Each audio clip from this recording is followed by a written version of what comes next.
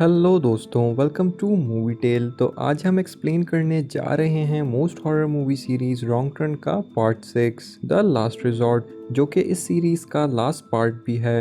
बाकी parts already channel पे uploaded हैं, लिंक डिस्क्रिप्शन और आई बटन में मौजूद है। एंड ऐसी ही इंटरेस्टिंग एक्सप्लेनेशंस के लिए subscribe and bell notification press करना ना भूलें। तो चलें शुरू करते हैं। दोस्तों, मूवी शुरू होते ही हम देखते हैं एक कपल डारिया एंड निक जो कि वेस्ट वर्जीनिया के जंगलों में हॉट स्प्रिंग वाटर का मजा लेने आए होते हैं और कुछ ही देर में वहीं इंटीमेट भी हो जाते हैं। पर ये सब करते हुए थ्री फिंगर उन्हें दूर से देख रहा होता है और जब ये लोग वहां से निकलने लगते हैं तो वो निक पे तीर से शूट कर देता है, जिससे वो जख्मी होकर गिर जाता है और उसकी आवाज सुनते ही डारिया उसे बचाने आती है, पर थ्री फिंगर एक और तीर मारकर उसके सर के आर पार कर देता है, जिससे उसकी मौत हो जाती है। डारिया घबराते हुए अपनी जान बचाती भाग रही होती है कि इतने में उसका सर एक कटीले तार में फंस जाता है, जिसे वन आई एंड सॉटूथ ने पकड़ा हुआ था। वो उसे हवा में उठा लेते हैं, जिससे वो दर्द के मारे तड़प रही होती है और इतने में थ्री फिंगर आके उसका सर धड़ से अलग कर देता है और यहीं वो भी मर जाती है। यहाँ सीन शिफ्ट होता है और हम देखते हैं एक कपल डैनी एंड टोनी को, जो अपने कुछ दोस्तों के साथ एंजॉय करने होटल हॉट स्प्रिंग्स जा रहे होते हैं। दरअसल दोस्तों, डैनी ने अपनी लाइफ से तंग आकर अपने आप को एक लूजर मानते हुए सुसाइड करने की कोशिश की थी, पर उसी दौरान उसे एक लेटर मिला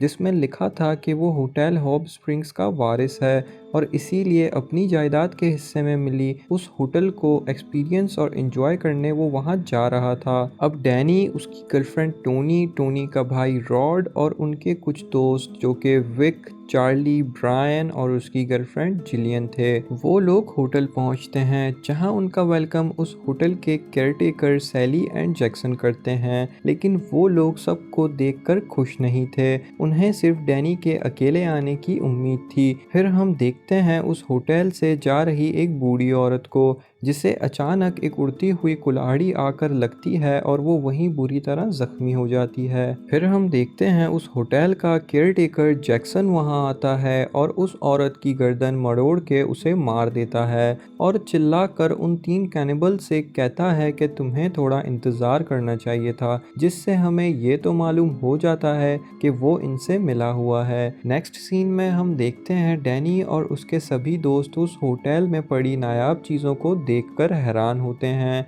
क्योंकि वो सभी बहुत महंगी और कीमती थी और ये सब अब डैनी का होने वाला था। फिर हम देखते हैं रात में जैक्सन जंगल की तरफ उन कैनिबल्स से मिलने जाता है और उन पे गुस्सा होकर कहता है उन बाइकर्स को मारने के बाद अब तुम्हें वेट करना चाहिए, उस बूढ़ी औरत पे यूं दिन दहाड़े अटैक नहीं करना चाहिए था और डैनी को कुछ नहीं करना, चाहे उसके लिए उसके दोस्तों को छोड़ना पड़े।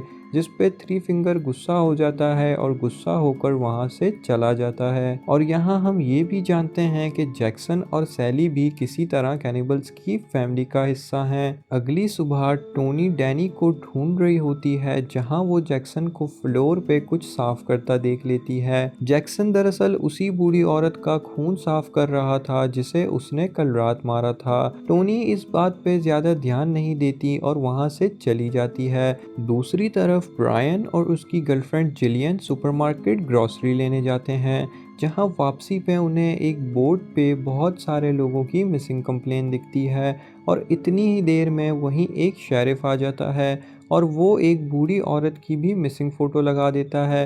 दोस्तों, ये वही बूढ़ी औरत थी जिसे जैक्सन ने मारा था। फिर हम देखते हैं डैनी अपने दोस्तों के साथ होटल्स की पिक्चर देख रहा होता है, जिसमें उनकी पूरी हिस्ट्री होती है, उनकी पूरी फैमिली की फोटो, पर डैनी इनमें से एक को भी नहीं जानता, क्योंकि फोटोज शायद 1970s या उससे भी पुरानी थी। यहाँ हमें पता चलता है कि सैली और जैक्सन भी इसी फैमिली का हिस्सा हैं और डैनी के सगे कजन्स हैं। इतने में विकी की नज़र पड़ती है एक पिक्चर पे, जहाँ कुछ लोगों के चेहरे ढके हुए थे, जिस पे उसे अंदाज़ा हो जाता है कि ये लोग पैदाइशी डिफॉर्म्ड होंगे, शायद इसीलिए चेहरे ढके हैं। इतने में जैक्सन पीछे से आ जाता है और उस पे बहुत गुस्सा होता है, क्योंकि उसकी फैमिली के लोग डिफॉर्म्ड ही थे और उसे विक का हंसना बिल्कुल पसंद नहीं आता। फिर वो डैनी को अपने कुछ कीमती बेश हथियार दिखाता है, जिसमें से उसे एक तीर कमांड बहुत पसंद आता है, जिस पे जैक्सन उसे कहता है कि चलो तुम्हें शिकार पे ले चलूं। डैनी मान जाता है और उसके साथ जंगलों में आ जाता है, जहां उन्हें एक हिरन दिखती है और फिर जैक्सन उसे तीर से जान लेने की टेक्निक सिखाता है, जिससे एक ही तीर में जान ले ली जाए। यहाँ वो जैसे ही हिरन को मारने का सिखा रहा था, दूसरी तरफ थ्री फिंगर सेम वैसे ही उस शेरिफ को मार देता है जिसने मिसिंग न्यूज़ लगाई थी। और यहाँ डैनी हिरन को, दूसरी तरफ काफ़ी देर डैनी की कोई खबर ना आने पर टोनी डैनी के लिए परेशान होती है और वो विक को उसे ढूंढने जंगल में भेजती है, जहां विक सौतूत को हिरन का कच्चा गोश्त खाते देख लेता है और घबरा कर भागने लगता है। जिस बीच वो डैनी से टकरा जाता है और दोनों ढलान में गिरकर नुकीली तारों से टकरा जाते हैं, जिसमें डैनी बहुत जख्मी होता है और विक को हेल्प के लिए बुलाने भेजता है। पर इससे पहले वो जाता जैक्सन वहां आ जाता है और दोनों की हेल्प करके वहां से उन्हें होटल पहुंचाता है, जहां हम देखते हैं सैली को जो डैनी के जख्मों पे मरहम लगा रही होती है। पर थोड़ी ही देर में वो उसके साथ थोड़ी क्लोज होने लगती है, लेकिन इतने में वहीं टोनी आ जाती है और सैली को वहां से जाना पड़ता है। फिर हम देखते हैं डैनी अगली सुबह अब जिंदगी में बहुत अच्छा महसूस कर रहा था और वो अपनी सारी दवाइयां भी फ्लश कर देता है, खासकर उस हिरन को मारने के बाद से। फिर वो खाने के वक्त इस होटल में रुककर इसी एक साल में फिर से एक अच्छा बिजनेस रिजॉर्ट बनाने का प्लान अपने दोस्तों से शेयर करता है, जिससे उसके दोस्त खुश नहीं होते क्योंकि उन्हें लगा था वो आज यहाँ से चले जाएंगे। पर आखिर में डैनी किसी तरह सबको मना लेता है और फिर हम देखते हैं जिलियन को जो ब्रायन पे गुस्सा होती है यहाँ रुकने के फैसले पर। अभी इनकी बहस ही चल रही होती है कि ब्रायन जिलियन के बैग में एक खास मूर्ति देख लेता है, जिसपे वो उससे पूछता है ये कहाँ से ली तुमने। तो जिलियन बताती है कि मैंने ये चोरी की है क्योंकि इसकी कीमत हजारों डॉलर की है और इस होटल में ऐसी बहुत सी मूर्तियां ऐसे ही रखी हैं। जिसे सुनकर ब्रायन भी लालच में आ जाता है और फिर वो दोनों उन कीमती चीजों को चुराने लगते हैं। पर इससे उनका पेट नहीं भरता और वो लोग और चीजों की तलाश में इधर उधर घूमते हुए होटल के बेसमेंट पहुंच जाते हैं, जहां उन्हें बीच में एक अजीब जगह दिखती है जो खास इंटरकोर्स करने के लिए बनाई गई थी। और जो भी वहां ये सब करता था उन्हें ये सब लोग एक भीड़ बनाकर देखा करते थे।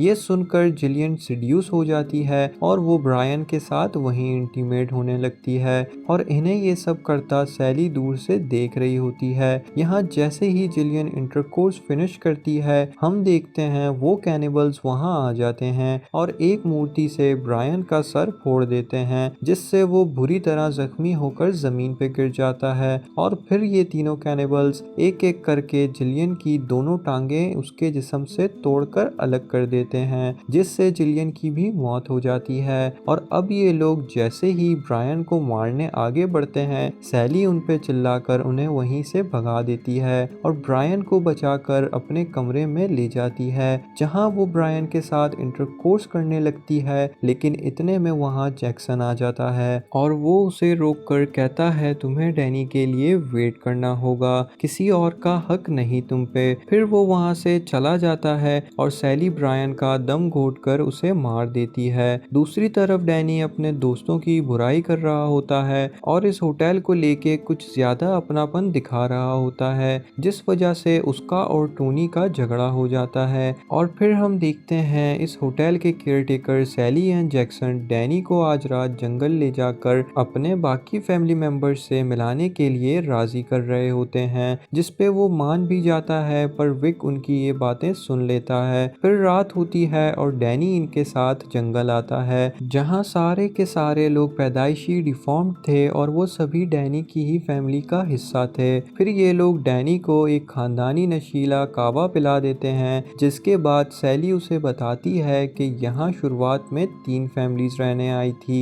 और उन्हीं में से एक फैमिली के वारिस हो तुम, जिनका नाम हिलिकर्स था।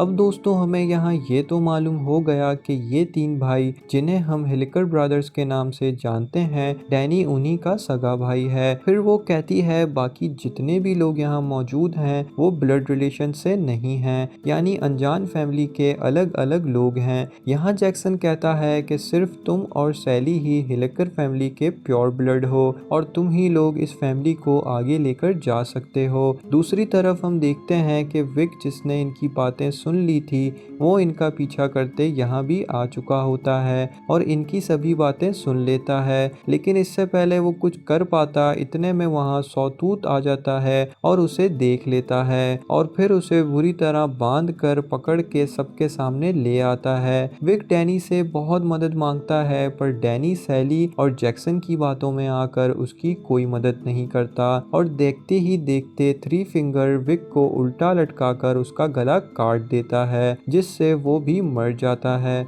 और फिर यहाँ मौजूद सभी लोग विक का गिरता खून अपने अपने प्यालों में भरकर पीने लगते हैं और ये लोग एक प्याला डैनी को भी पिला देते हैं और वो मदद करने की बजाय अपने ही दोस्त का खून पी जाता है। फिर अगली सुबह हम देखते हैं जब डैनी होटल वापस आता है तो टोनी बहुत परेशान होती है और उसे इस होटल को छोड़ के जाने को कहती है, पर डैनी अब इस होटल और उसके डिफॉर्म्ड फैमिली मेंबर्स को छोड़ के जाने के लिए बिल्कुल राजी नहीं होता और बिना कुछ सुने इन सबको यहाँ से जाने को कह देता है, क्योंकि वो अब तक अपने कल रात वाले खानदानी ड्रग के नशे में था जो उसे सैली और जैक्सन ने पिलाया था। फिर ये सभी लोग किचन की तरफ जाते हैं जहाँ वो जैक्सन को इंसानों का गोश्त काट कर पका कर खाते हुए देख लेते हैं और इतने में इनकी नज़र फ्रीजर पे पड़ती है जहाँ इनकी दोस्त जिलियन का सर रखा हुआ था। ये सब देखकर ये लोग बहुत घबरा जाते हैं और वहाँ से भागने लगते हैं कि इतने में वो तीनों कैनिबल्स इनके पीछे लग जाते हैं। टोनी और रोड तो किसी तरह उन्हें चकमा देकर भाग जाते हैं, पर वो लोग चार्ली को पकड़ लेते हैं और फिर उसके मुंह में एक पानी का पाइप डालकर उसके पेट में पानी भरने की कोशिश करते हैं, लेकिन चार्ली बहुत रेजिस्ट कर रहा था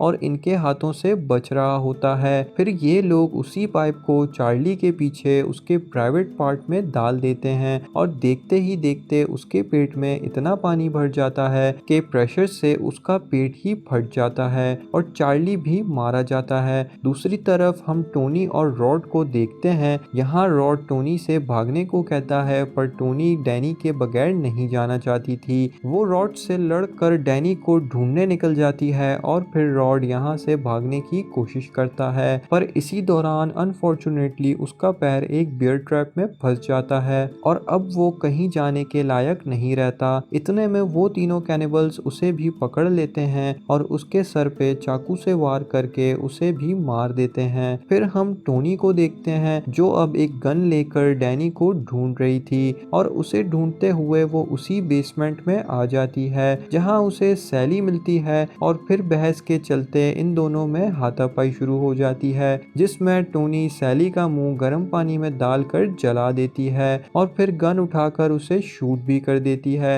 लेकिन तभी वहां डैनी आ जाता है और टोनी से गन छीन लेता है। फिर वो सैली को देखने जाता है और उसकी जान बचाते हुए वो टोनी से गुस्से में कहता है, तुम यहाँ से भाग जाओ वरना मैं भी तुम्हें नहीं बचा पाऊंगा। टोनी गन उठाकर भागने लगती है लेकिन तभी वहाँ जैक्सन आ जाता है और उसे पकड़ लेता है, पर टोनी अपनी जान बचाने के लिए उस पर भी अटैक कर देती है और इसी दौरान जैक्सन मारा जाता है। पर अब डैनी ये देखकर अपनी ही गर्लफ्रेंड टोनी को जो उसे बचाने आई थी अब उस पे गन तान देता है, क्योंकि उसने डैनी के फैमिली मेंबर को मार दिया होता है। वो वहीं खड़ी रो रही होती है कि इतने में थ्री फिंगर पीछे से उसके सर पे कुल्हाड़ी मारकर उसे भी मार देता है। फिर हम देखते हैं कुछ दिनों बाद का सीन जहां डैनी अब वो होटल चला रहा होता है और वहां आने वाले गेस्ट को वेलकम कर रहा होता है और अब वो भी इन्हीं कैनिबल्स के साथ मिलकर होटल की आड़ में यहाँ आने वाले लोगों को मार कर इन सबको उनका गोश्त खिला रहा होता है। फिर हम देखते हैं सैली और डैनी को जो उसी बेसमेंट में होते हैं और अब वो वहाँ सैली के साथ इंटरकोर्स करता है ताकि उसकी जनरेशन आगे बढ़ सके, क्योंकि दोस्तों अगर आपको याद हो तो हमने ने थर्ड पार्ट में जाना था कि ये कैनिबल्स अपने ही ब्लड रिलेशन के साथ इंटीमेट होकर उन्हीं से अपना वंश आगे बढ़ाते हैं और इसीलिए सैली इतने सालों से डैनी का इस दिन के लिए वेट कर रही थी और यही मूवी एंड होती है। उम्मीद करता हूँ दोस्तों आपको वीडियो अच्छी लगी तो प्लीज़ लाइक करना ना भूलें। तो मिलते हैं नेक्स्ट वीडियो में, till then take care, bye bye.